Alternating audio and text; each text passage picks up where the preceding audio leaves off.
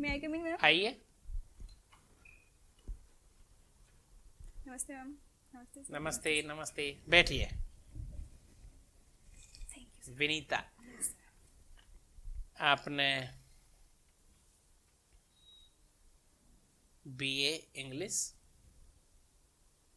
इतिहास, राजनीति विज्ञान में किया है और एमए भी आपने इंग्लिश में किया था। नेट भी कर रखा है। हाँ सर।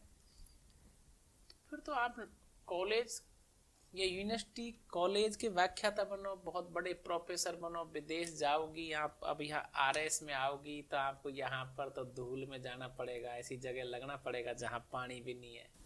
सर ऐसा मेरा शुरू से मानना था कि मुझे प्रशासनिक अधिकारी ही बनना है, प्रशासनिक सेवा में ही मैंने जाना है। आपने तय कर लिया था कि हाँ आपको सर। प्रशासन में ही जाना है। कब तय किया था? बीए में किया था या एमए में किया था? सर स्कूल टाइम पे ही। स्कूल टाइम पे ही सोच लिया था कि सिविल सर्विस में जाना है। जी सर। आप सिविल सर्विस में जाना चाहती हो, जी सर। इसके दो कारण बताइए कि सर मुख्य कारण ये है कि मैं सिविल सर्विस में इसलिए जाना चाहती हूँ। सर एक तो मुझे लगता है कि जो ये जिस प्रकार की सेवा है वो एक बहुत बड़ी डाइवर्सिटी है इसके अंदर, चाहे वो स्वास्थ्य विभाग से हो, शिक्षा हो, कृषि हो, किसी भी सड़क सुरक्षा, किसी भी बहुत सारे विभागों में मुझे काम करने का मौका मिलेगा।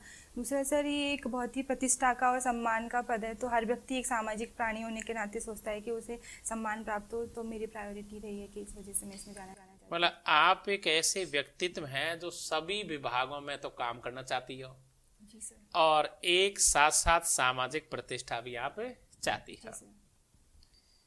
तो वहां आप कॉलेज में व्याख्याता हो तो वहां सामाजिक प्रतिष्ठा नहीं है? सर सामाजिक प्रतिष्ठा है पर तुलनात्मक दृष्टि से थोड़ी यहाँ ज्यादा है। Yes sir. क्यों है प्रशासन के लोगों के IAS, RS, IPS, IRTS, SDM, BDO, ये मतलब सम्मानजनक क्यों माना जाता है ये? बस सर मुझे लगता है क्योंकि इसमें लोगों से जुड़ाव जो है वो सीधा होता है, तो वो आपसे ज़्यादा कनेक्टिव फील कर पाते हैं। और एक अगर मैं कॉलेज लेक्चर की बात करूँ तो वहाँ इतना ज़्यादा जुड़ाव नहीं है जितना इससे। चौहानों की शाखा कहाँ कहाँ शासन करती है? अजमेर में मुख्य रूप से रणथंभौर, सवाई माधोपुर, सिरोही, जालौर। जालौर के शासकों के कोई नाम बताओगे आप? सर हाँ, बीरम देव, कानर देव। कानर देव, बीरम देव। यहाँ दिल्ली से किसी का आक्रमण हुआ था, जी सर। किसका हुआ था? अलाउद्दीन खिलजी। तो मुझे आप अलाउद्दीन खिलजी के जो आक्रमण है क्रमानुसार एक बार बताने। सर 1301 में तो रणथंभौर में किया था, 1303 में मेवाड़ में किया था, 1308 और 1311 के जो शाखा है वो जालौर के हैं। अच्छा, रविंद्रनाथ टैगोर को नोबेल प्राइज कब मिला था? 1913 में। Yes, sir. उनकी कौन सी रचना थी? गीतांजलि। गीतांजलि। प्रशासन के क्षेत्र में आप जाना चाह रही हैं, जी सर। तो एक प्रशासनिक अधिकारी का मुख्य दायित्व क्या होता है? सर प्रशासनिक अधिकारी का मुख्य दायित्व है कि उसके डिसीजन मेकिंग उसके अंदर होनी चाहिए, कोऑर्डिनेशन उसके अंदर हो कि वो सबको साथ लेकर के काम करे, और एक ऑप्टिमिस्टिक व्यू उसके अंदर हो कि वो चीज़ों को पॉजिटिव वे में सबके साथ देखे, उसके अंदर लर्निंग एटीट्यूड उसके अंदर हो कि वो सीखे चीज़ों को देख करके, एम्पैथी उसके अंदर होनी चाहिए ताकि वो दूसरों की समस्या को ज़्यादा बेहतर तरीके से समझ पाए। स्मार्ट सिटी का नाम सुना है? Yes ma'am. Smart city project, अगर हमें किसी सिटी को स्मार्ट सिटी में कन्वर्ट करना है Yes, तो हमें बेसिकली उसमें कौन कौन से साइंटिफिक चेंजेस लाने होंगे?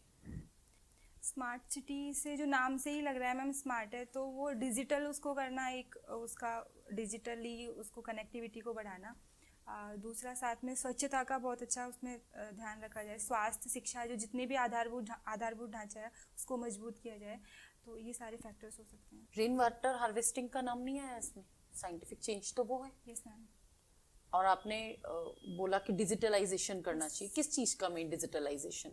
मैम हाल ही में तो भी शिक्षा का बहुत बड़ा डिजिटल वे पे हमें शिक्षा प्राप्त हो रही है, तो शिक्षा को डिजिटल किया जाना चाहिए। डिजिटल हर क्षेत्र में, चाहे फिर वो स्वास्थ्य में भी हो, जैसे कैशलेस हम वहाँ पे कर रहे हैं, और कैशलेस हमारी जो ट्रांजैक्शंस हो रहे हैं वो भी डिजिटल ही हैं, तो ये सारे मतलब। राजस्थान में कौन कौन सी सिटीज को स्मार्ट सिटी प्रोजेक्ट में रखा गया है? जी मैम 4 सिटीज़ हैं, जयपुर है, अजमेर है, कोटा है, उदयपुर है।